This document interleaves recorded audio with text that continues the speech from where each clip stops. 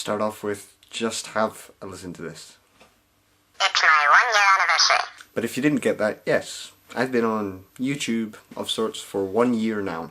1 year on this channel. You, the people who watch this, you, the people who comment, you, the people who come up to me and say, hey, the videos are good.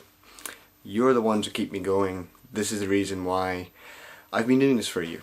So we have 2 things to talk about. Well, actually, we have 2 more things to talk about. We had 3, that was the anniversary, but we've got 2 films to talk about. First one is the acclaimed Scottish drama, Donkeys. You and me are going to Spain, and you are getting on a plane!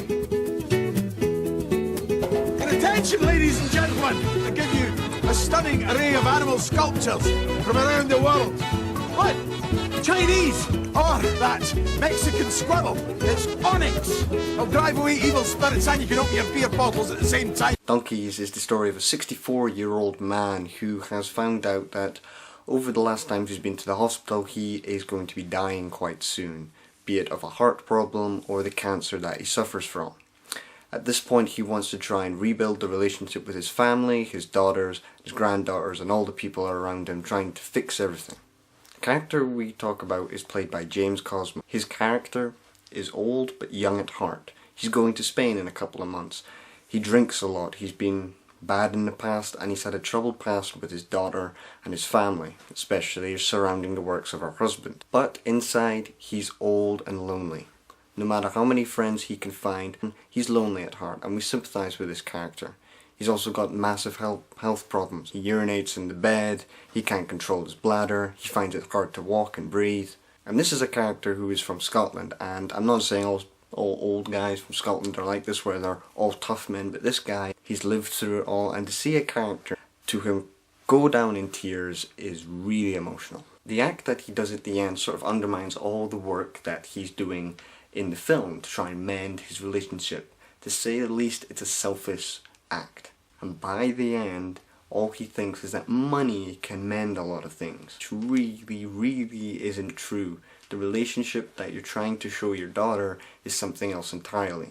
With its heart firmly in the right place, emotions high, with seriously probably one of the best performances I've seen all year, personally from James Cosmo. So I would say see Donkeys if you were pissed off at Harry Brown at the way it showed people on estates. The next film is, and the last, Beautiful Kate. Come here. Closer.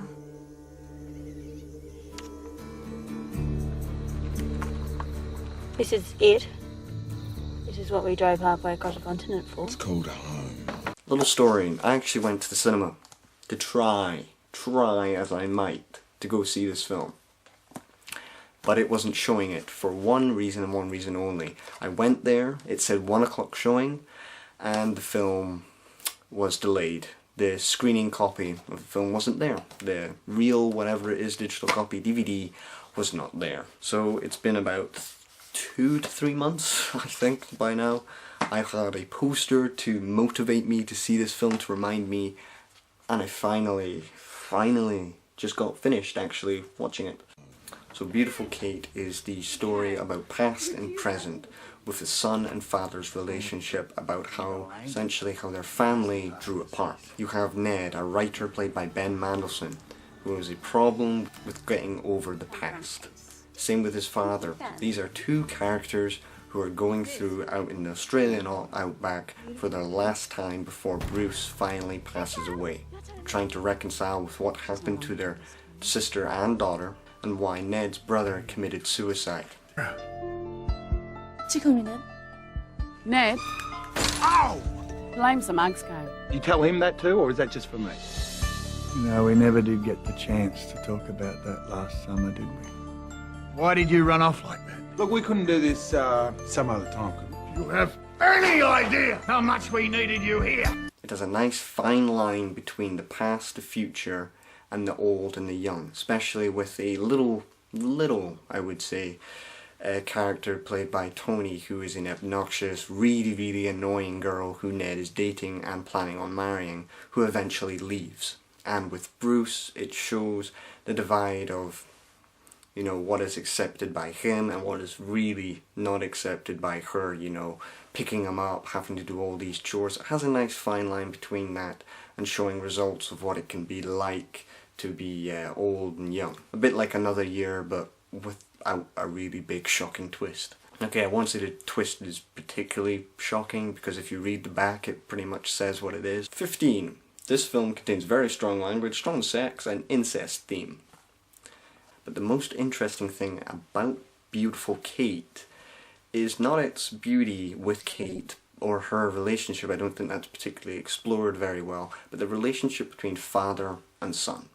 They're trying to reconcile with the past and the present. They're trying to mend the relationship while coming over the truths that he has been hiding away in the past of why Kate died. Sophie Lowe plays Kate, who adds a promiscuous and ambivalent sort of open-ended feel to her character. She's a wild child, likes to go out at night, she endeavours in sexual activities, but yet she's still daddy's girl. All of this edge, this mystery to her character, adds to the whole theme of the mystery to the film, especially near the end. And I will say this, Sophie Lowe gives a really tremendous performance, adding a certain physicality to her role, much more than Charlotte Gainsbourg was ever able to achieve in Antichrist. In an odd way, Beautiful Kate is a pretty much traditional story of family secrets, but at the heart of it, it's a movie about sexual awakening and passion.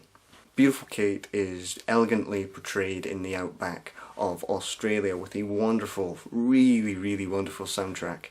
And basically, if you've seen the movie Down in the Valley, I can almost just about now, and if you love that movie as much as I do, I can wholeheartedly recommend Beautiful Kate. I'm sorry, I'm pointing at the box, you know.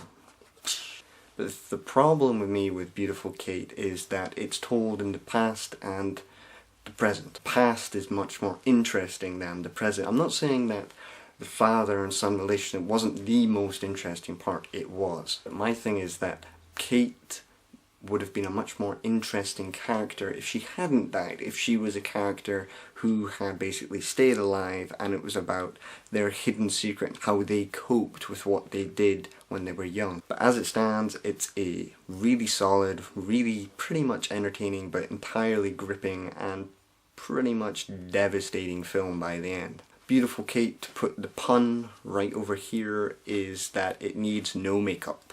Hope you enjoyed it. I hope you've basically enjoyed this year. You know, it's been 1 year November time. But we are going to have a London thingy-mabobber coming up soon, I promise. And we'll also have a review of a movie called We Are What We Are at some point. See you later.